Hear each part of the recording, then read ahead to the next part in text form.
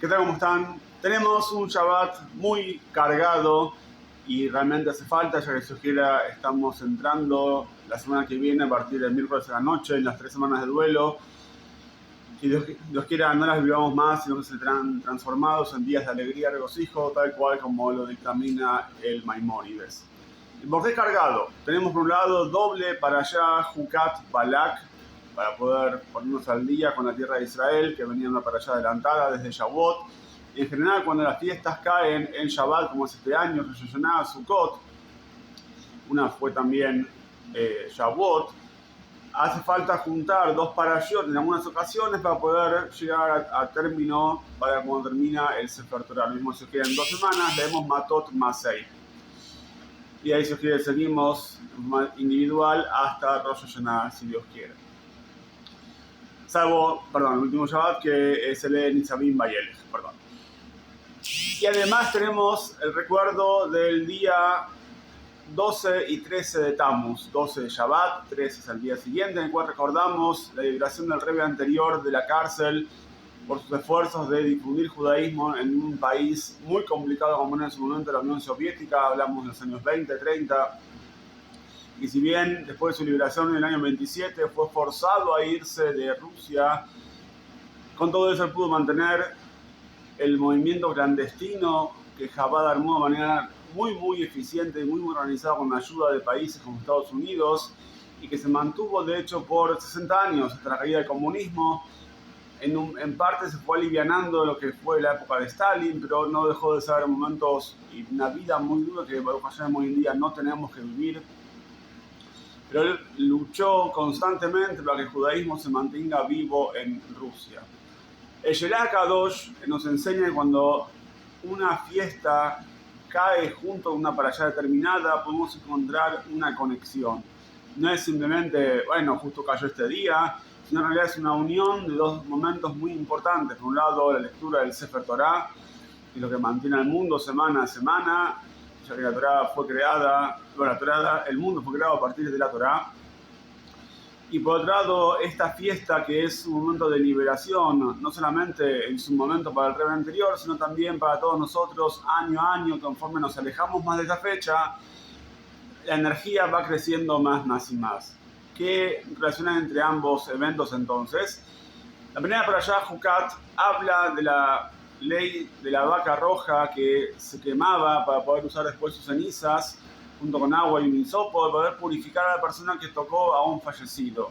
En forma resumida, la Torah tiene leyes de pureza e impureza, similares, por así decirlo, a algún tipo de enfermedad que puede haber hoy en día, pero totalmente espiritual. No tiene motivo alguno, no tiene lógica alguna, y hay diferentes grados de impureza. La más grave fue cuando uno tocaba a un fallecido, o uno tuvo que ir a un entierro, o estuvo en el mismo lugar con la persona. Ya tiene que purificarse para poder hacer ciertos trabajos espirituales. Por ejemplo, entrar al Beit HaMikdash. ¿Cómo se hacía entonces? Un Cohen le arrojaba las cenizas de la vaca roja, como dijimos, con agua y hisopo, y él quedaba puro, pero el Cohen quedaba impuro por un tiempito y luego podía entrar de vuelta al Beit HaMikdash. Qué raro, porque a través de ayudar a alguien yo me estoy complicando la vida. Es donde está el concepto de lo que es un decreto de la Torá. No, como dicen Hashem, no tenés derecho a cuestionarlo. Así es, y no voy a cambiarlo, ni tampoco podés tener forma de entenderlo. Ni siquiera el rey Shlomo, el hombre más sabio que tuvimos hasta el día de hoy, pudo entenderlo. Pudo entender otros decretos.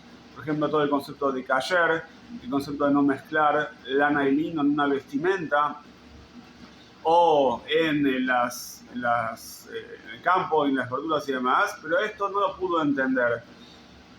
Y por eso es un decreto que desafía la lógica de la persona. La Torá, ¿cómo denomina esta para allá? Jucat. Así nomás, no dice después Jucat a Torá, la ley de la Torá, simplemente Jucat. Cuando la Torá nos pone un nombre, sino un agregado, significa que tiene una energía tan grande, un contenido tan grande, pero es imposible de definir. Otros decretos, que también son suprarracionales, podemos encontrar algún cierto motivo, en este caso no.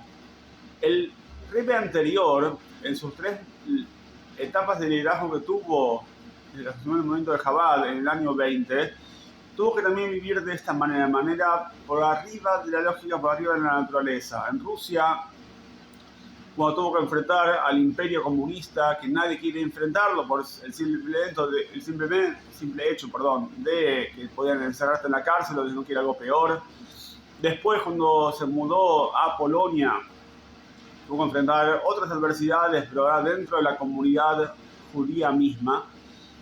Y cuando llegó a América se encontró en un país que apenas tenía judaísmo y le dijeron: Rebe, esto no es Europa, esto no es el antiguo Shtetl, acá hay que tomarlo con calma. Y él dijo: no, América no es diferente, vamos a trabajar y convertir a América en un lugar de Torah. Y de hecho lo vemos hoy en día, que Baruch Hashem en Estados Unidos y de ahí al mundo entero, el judaísmo floreció de manera enorme realmente.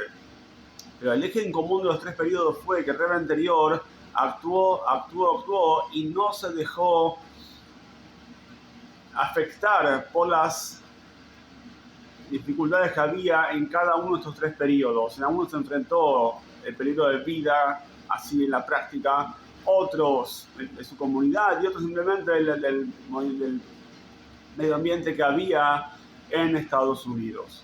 La siguiente para allá Balak, el rey de Moab. Balak quiere atacar al pueblo judío, teniendo que el pueblo judío en camino a la tierra de Israel ataque a su tierra y hagan ruido, hagan terribles cosas como él pensaba. ¿A quién decide llamar para poder destruirlos? A Bilam. Bilam era un famoso hechicero, un famoso mago, la contraparte de Moshe Rabbeinu en el aspecto de la impureza, y era famoso por maldecir a algunos pueblos, por bendecir a otros, y dijo Balak: él va a poder ayudarme a destruir al pueblo que justamente basa su fuerza en la boca, en el poder del estudio de la Torá y de la Tefilá. Antisemitas como pocos en ese momento. Otros tenían, por así decirlo, un justificativo. El faraón tenía miedo que ocupen su tierra. Pero Balak y Bilam no tenían ningún motivo salvo el odio hacia los judíos. El rey anterior enfrentó a este tipo de gente de la misma manera. ¿Por qué motivo? Para el comunismo, el judaísmo no representaba ninguna amenaza. Pero Stalin, que fue la cabeza de la Rusia comunista durante 30 años, que desató un infierno, literalmente hablando, en Rusia, veía al rey anterior como la oposición más grande. Porque ¿qué implica la Torah? ¿Qué es lo que la Torah nos enseña constantemente? Crecimiento. No dependemos de nadie salvo de Hashem. Y cuando alguien nos quiere imponer una ley que no es la nuestra, nos corremos de costado, nos alejamos de eso. Pero igual el objetivo del comunismo, somos todos iguales, hacemos una misma ley, y lo que no va acorde a nosotros no puede estar más acá. El rey anterior peleó con sudor y sangre y con sus alumnos para poder justamente derrotar al imperio comunista. No lo logró en su momento, pero sí formó las semillas para que años más tarde el movimiento, como dijimos, pueda seguir, y pudo triunfar cuando cayó la Rusia comunista. Después Rusia empezó a florecer en su judaísmo de manera realmente anormal, como había sido en sus últimos 80 años, incluso más todavía desde la época de los zar, muchos siglos antes. Acá vemos entonces que la fuerza del rey anterior puso la entrega que él tuvo para mantener el judaísmo, la hizo heredar a cada uno de nosotros hasta el día de hoy. No importa si uno es de tal comunidad o de tal comunidad o de otra comunidad, no importa si uno está acercado al judaísmo o menos acercado al judaísmo, él implantó en cada uno la semilla de la entrega, de la conexión absoluta que necesitamos para poder mantener el judaísmo vivo como él lo mantuvo en su momento y poder seguir para adelante. Así que aprovechemos las próximas 48 horas, desde viernes a la noche hasta domingo a la noche, para poder cargar las pilas en este concepto. Soy judío, ¿puedo tener dificultades por ser judío? Seguro que sí. Debe tener realmente más dificultades al negar mi judaísmo, porque el Goy igual va a ver quién soy, igual va a buscarme, pero si yo digo: ¿sabes qué? Esta es mi forma de vida, esta es mi forma de ser, no solamente se me va a respetar, incluso se me va a ayudar a poder cumplir con mi misión, tal cual como fue en la vida del rey anterior. Que tengan todos Shabbat Shalom.